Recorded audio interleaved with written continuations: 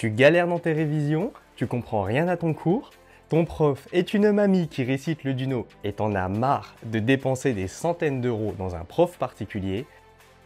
Ok, t'es au bon endroit. Salut, moi je m'appelle Nat et j'ai été dans le même cas que toi pour passer mes diplômes. Et j'ai perdu tellement de temps à lire et relire des cours stériles et des explications de profs incompréhensibles. Alors maintenant que j'ai mes diplômes et que j'ai été comptable et chef comptable à manager une équipe et à leur apprendre le métier, j'ai décidé de tout plaquer pour monter la plateforme de formation qui va te faire comprendre tes cours et réussir tes examens. Tu vas y retrouver des cours clairs, vulgarisés, avec des exemples simples pour chaque concept, en vidéo, en audio et en fiche à télécharger. Et comment je sais que tu vas comprendre et que tu vas réussir ? Eh bien parce que je serai là avec toi pour t'éclairer quand on a besoin. Comme un prof particulier. On peut même corriger tes exercices ensemble. Sauf que là, tu as un accès 24/24, 7 jours sur 7, à un contenu qui s'améliore sans cesse et qui s'adapte à toi. Un Duno, ça coûte combien ? 25 € et puis c'est périmé l'année suivante ? Et une école, c'est 6 000, 8 000, 10 000 € à l'année pour que tu galères ? Allez, oublie tout ça, aujourd'hui j'ai une offre de lancement. 19,90 € pour un accès illimité à une formation qui est à jour, qui te sort de la galère et qui te fait gagner du temps pour que tu puisses vraiment te préparer à l'examen. Et si t'es quand même pas satisfait, ok, moi je te rembourse intégralement. Et je ne crois pas que le Duno ou que les écoles fassent ça. D'ailleurs, je vais même faire mieux. Je vais te donner gratuitement un de mes cours. Alors pour te donner un boost à tes études et réussir ton UE du premier coup, clique sur le premier lien en description et on se retrouve sur la formation.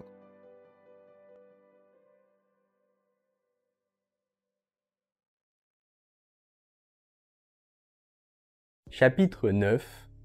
L'analyse extra-financière. Premier point, la gouvernance d'entreprise.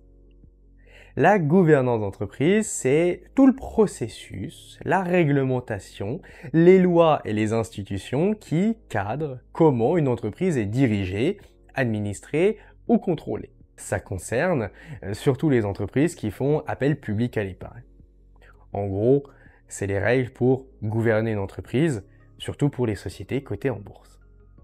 Le but, c'est de gagner la confiance des investisseurs. Une bonne gouvernance d'entreprise, c'est aussi devenu un critère pour noter la valeur de l'entreprise et garantir sa transparence. Imagine que tu investis ton argent dans une entreprise, tu veux être sûr que tout est bien géré et transparent, non ? Là, c'est exactement pour ça qu'on a ces règles de gouvernance. Les règles de gouvernance sont définies par deux codes. Le code AFEP-MEDEF, qui est suivi par les entreprises du CAC 40, et le code Middle Next pour les entreprises qui sont plus petites. Ces codes, ils sont pas obligatoires, mais si l'entreprise les suit, c'est un bon signe.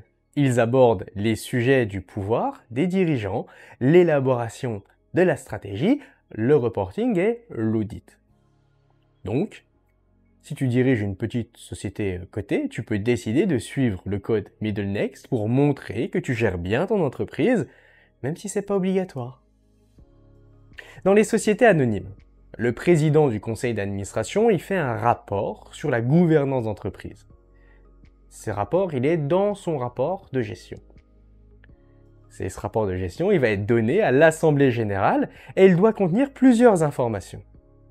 La composition du conseil d'administration ou de surveillance, les conditions de préparation et d'organisation des travaux du conseil d'administration ou de surveillance, les mandats et les fonctions exercées par chacun des mandataires sociaux, les conventions réglementées, la rémunération et les avantages des dirigeants, et le règlement intérieur, les réunions et les sujets de travail.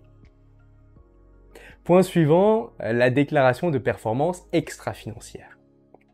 Une déclaration de performance extra-financière doit être incluse obligatoirement dans un rapport de gestion si ton entreprise dépasse les seuils suivants. Donc, si ton entreprise elle est cotée, c'est 20 millions d'euros de bilan ou 40 millions de chiffre d'affaires et 500 personnes. Et si ton entreprise n'est pas cotée, c'est 100 millions d'euros de bilan ou 100 millions d'euros de chiffre d'affaires et 500 personnes. La déclaration de performance extra-financière doit expliquer comment ta société prend en compte les conséquences sociales et environnementales de son activité, ainsi que les effets de cette activité sur le respect des droits de l'homme et la lutte contre la corruption et l'évasion fiscale. En clair, ton entreprise doit publier des informations sur son impact social et environnemental pour être transparente avec ses investisseurs et le public. Donc, la DPEF, elle reprend des informations sociales sur l'emploi, l'organisation du travail, la santé et la sécurité, des informations environnementales et des informations sociétales sur le développement durable, la loyauté des pratiques, les initiatives en faveur de la santé. Elle explique aussi les principaux risques liés à ton activité, ton plan d'action pour prévenir et identifier ces risques et les résultats de ce plan d'action en donnant des indicateurs clés de performance, c'est-à-dire des chiffres précis pour prouver que ce que tu fais, ça marche. Point suivant, la création de valeur. On a vu dans le chapitre 2 comment évaluer une entreprise ou un projet. Ces méthodes permettent de dire combien te rapporte un projet ou une entreprise. Et c'est ça la création de valeur, combien ça te rapporte. Eh bien, pour augmenter la création de valeur de ta société ou de ton projet, tu peux augmenter ta rentabilité économique en augmentant tes ventes et ou ton résultat économique, augmenter la rotation des actifs en diminuant ton BFR, augmenter la productivité de tes immobilisations, ou diminuer ton CMPC en diminuant le coût des capitaux propres, en changeant la structure financière de l'entreprise et en diminuant le coût de ta dette. Point suivant, la notation et le scoring. On en a brièvement parlé dans le chapitre 3. Tu peux faire appel à une agence de notation pour évaluer la solidité financière d'une société, notamment avant de lui prêter de l'argent. Point suivant, la notation et le scoring. On en a brièvement parlé dans le chapitre 3. Tu peux faire appel à une agence de notation pour évaluer la solidité financière d'une société, notamment avant de lui prêter de l'argent ou d'acheter une de ses actions. Le principe, c'est que l'agence évalue le risque de défaut, donc de faillite, en donnant une note à la société. Cette note dépend de la situation financière de l'entreprise, de ses dirigeants, de son marché, etc., etc.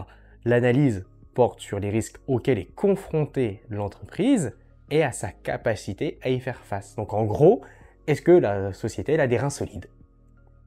L'intérêt pour la société qui a la note, c'est que si celle-ci est bonne, elle est considérée comme solide. Donc si on lui prête de l'argent, on est certain qu'elle peut rembourser. Donc on ne prend pas de risque. Donc le taux d'intérêt est faible. En clair, si l'entreprise a une bonne note, elle peut emprunter de l'argent à faible taux. Et pour l'investisseur, l'intérêt c'est de savoir si l'entreprise dans laquelle il va investir elle est solide ou pas.